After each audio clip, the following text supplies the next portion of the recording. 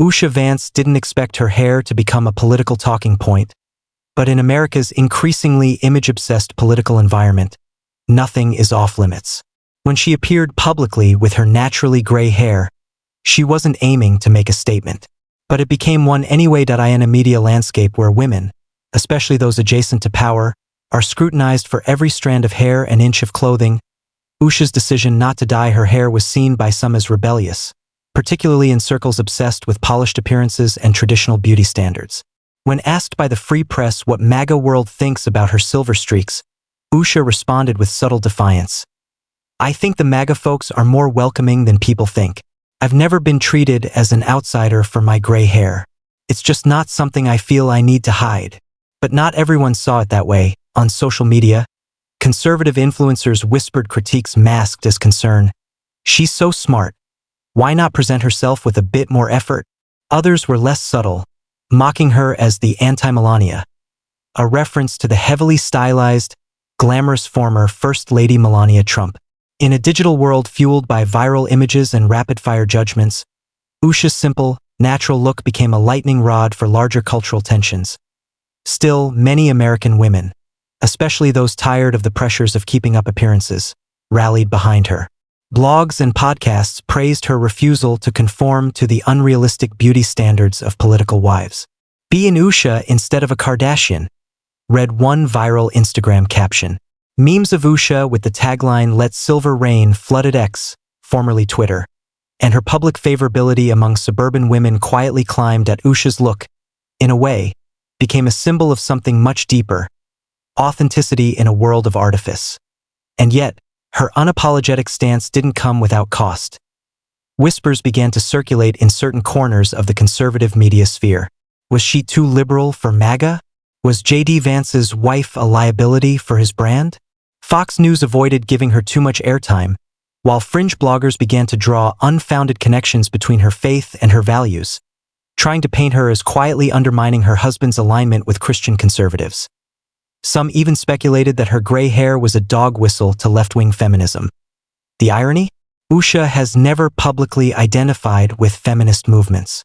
Her commitment to family and her role as a supportive spouse aligned far more with traditional conservative values than with progressive ideology.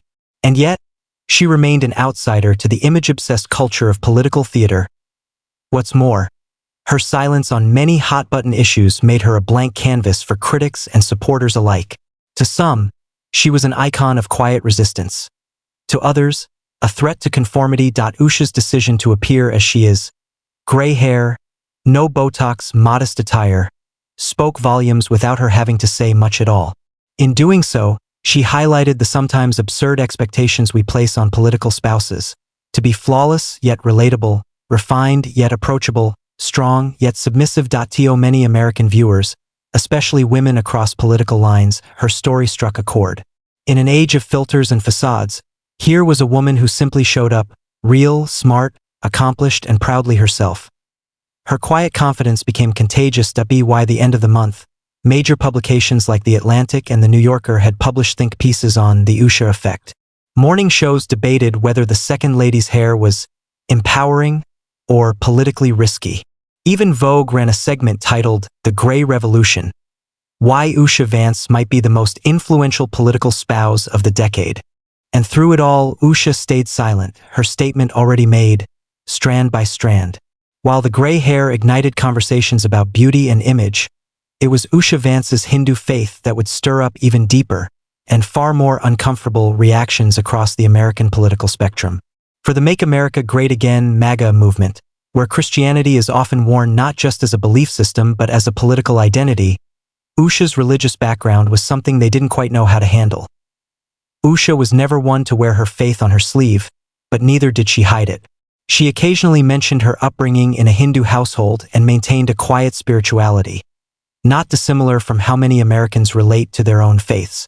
But to the far-right media machine, this posed a conundrum. As Vice President JD Vance stood beside President Donald Trump during rallies and speeches that invoked Christian nationalism, quoting scripture and calling America a Christian nation. The question began to quietly circulate: what does it mean that the Second Lady is not Christian? For some, it was nothing more than an interesting detail.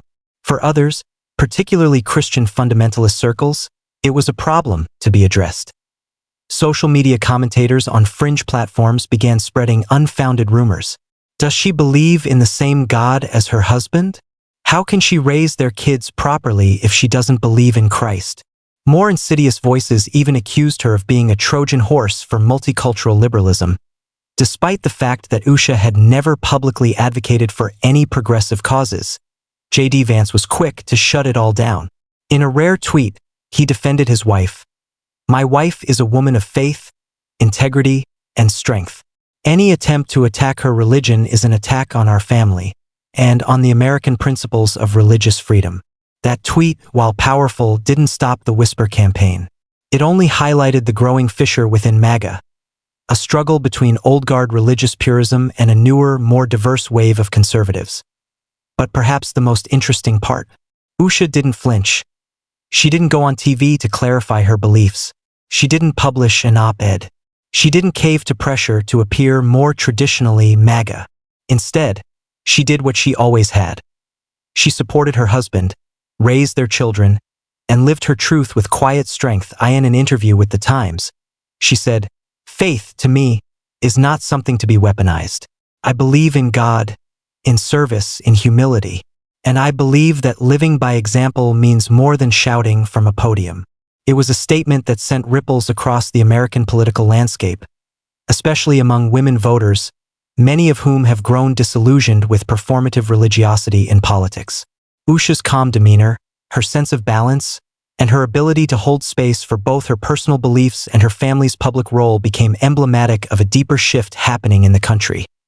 She wasn't trying to change the movement, but by simply being herself, she was changing the conversation. In Middle America, suburban neighborhoods, working-class towns, and college campuses, Usha became a topic of dinner table conversation.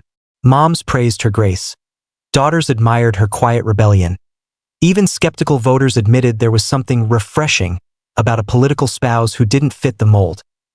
Meanwhile, JD Vance's approval ratings with women began to tick upward, largely credited to what political analysts began calling the Usha effect. By just existing, Usha Vance was redefining what it meant to be visible in a political world that often only values the loudest voices. Her silence was her protest, her faith a quiet force that stood firm even when others tried to shake it. And slowly, the MAGA machine had to reconcile with an undeniable truth. Their second lady didn't look like them, didn't worship like them, and didn't play their game, and they couldn't stop watching her anyway. By the time the 2026 midterm elections rolled around, Usha Vance had become something she never set out to be: a symbol. Not a fashion symbol. Not a social media influencer. Not a political strategist. But a symbol of quiet strength, intelligence, and authenticity. A woman who was, simply by being herself, reshaping what it meant to be a conservative woman in America. While political wives before her had often played scripted roles, charming the media, hosting charity luncheons, and giving non-controversial speeches, Usha remained behind the scenes, rarely giving interviews, and when she did, choosing her words with the precision of a seasoned attorney. She was not interested in being a spectacle, and that was exactly what made her powerful. Her image stood in stark contrast to the heavily stylized conservative women who often graced the stages of CPAC or primetime on Fox News. Polished, blonde, always camera-ready. Usha, with her silver strands and understated wardrobe, looked more like the professor your daughter wanted to be mentored by than a political spouse climbing the influence ladder. And yet, her influence grew. Podcasts on both the left and right started talking about the Usha blueprint. What did it mean for conservative women? Could a woman be taken seriously in Republican circles without projecting the glamour of Melania or the combativeness of someone like Carrie Lake? One Fox contributor famously said during a panel, "Usha Vance doesn't try to dominate the spotlight. She redefines it just by showing up. She's like a chess player in a room full of checkers." For every MAGA traditionalist who questioned her gray hair or her Hindu upbringing, there were hundreds of women who saw Usha and thought, if she can be respected without changing herself, maybe I can too. College students studying law wrote her letters, admiring her path from Yale Law School to Supreme Court clerk to vice presidential spouse. Stay-at-home moms admired her commitment to family values. Asian American women, in particular, saw her as a breakthrough, someone who, for once, didn't have to downplay her culture to be respected by conservative America. And while she remained relatively quiet publicly, her actions spoke volumes. She launched a quiet but impactful literacy initiative for underprivileged children in Ohio. She was seen volunteering at domestic violence shelters. And perhaps most notably, she helped mediate bipartisan legal workshops for young women pursuing law in politically divided regions of the country. Without making headlines, she was making waves. But the scrutiny never fully disappeared. Online trolls continued to throw jabs, accusing her of being too elite, too foreign, or even too feminist. They clung to their discomfort with her mere existence in the movement. And yet, the movement couldn't ignore her. Conservative women's groups began changing their messaging. More diversity appeared on MAGA-affiliated platforms. The base, whether they admitted it or not, was evolving, perhaps not in ideology, but in aesthetics and presentation. And Usha was a big reason for that. When asked about it during a rare Q&A at a women's conference in Ohio, Usha responded with typical subtlety. "I'm not here to be a model. I'm here to be useful. And I think we can make room for different kinds of strength, different kinds of womanhood within our politics." The crowd stood in ovation, and just like that, the woman who had once been seen as an outsider within the MAGA movement, because of her hair, her faith, her quiet demeanor, had become a central figure in the most unexpected way. She wasn't a firebrand. She wasn't a culture warrior. But she had earned something far more enduring: respect. As 2027 approached, whispers of JD Vance as a potential successor to Donald Trump became louder. While MAGA diehards remained loyal to the 45th and 47th president, a new generation of conservatives was beginning to look beyond Trump. They sought someone who could carry the torch of populism, anti-establishment sentiment, and working-class advocacy, without the personal baggage. JD Vance fit the bill. And alongside him, intentionally or not, was Usha Vance, the calm in the storm, the unexpected standard-bearer of conservative modernity. The legacy she was building wasn't forged through speeches or headlines. It wasn't something scripted. It was happening quietly, organically, through her day-to-day grace under pressure, and through her unapologetic authenticity. In small towns across Ohio and Pennsylvania, Usha's story was being shared like folklore among conservative women's circles. She doesn't pretend. She's not trying to be anyone else. She looks like us, thinks like us, but talks like she's walked with giants. In liberal circles, the reception was more complicated. Some feminists viewed her with suspicion, too silent on women's issues, too aligned with a husband serving under Trump. Others, however, saw her as a paradox worth studying. A woman navigating the corridors of power on her own terms, not letting anyone define her worth based on aesthetics, religion, or public outspokenness. Media narratives had evolved. She was no longer simply JD Vance's wife. She was becoming a model of what a new political spouse might look like in a post-Trump America. And the gray hair, it had long since transcended superficiality. It had become a badge, not of aging, but of courage. To let the world see you as you are in a system built on image manipulation is a quiet rebellion. And Usha never dyed it, never apologized for it, and never tried to justify it. What began as social media chatter had grown into a quiet movement among women to let go of artifice, to show up fully, confidently, and without pretense. Beauty magazines, once reluctant, now featured her in power and purpose profiles. Conservative influencers who once mocked her now quoted her. Her style, elegant, minimal, modest, became the inspiration for lookbooks on Pinterest boards labeled Quiet Power. When asked in a rare sit-down with PBS NewsHour about whether she felt pressure to perform for the political world, her answer was as grounded as ever. "I know what people think when they look at me. Some expect glamour. Some expect submission. Some expect activism.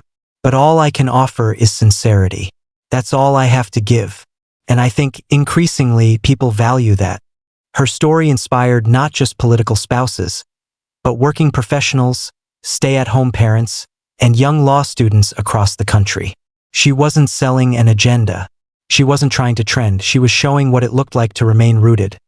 And in a world of political theater, where every gesture is analyzed and every word strategized, Usha Vance had proven that you could influence hearts and minds just by being true to yourself. By the end of 2027, speculation swirled that if JD ran for president in 2028, Usha would become First Lady. For some, this was thrilling. For others, threatening. But for Usha, it was simple. When asked about it during a brief sidewalk interview outside a community literacy event, she smiled and said, "Titles don't matter to me. Whether I'm a mom, a lawyer, or a political spouse, I just want to be useful." And with that, she turned and walked away, her silver hair catching the sunlight like a quiet flag of independence.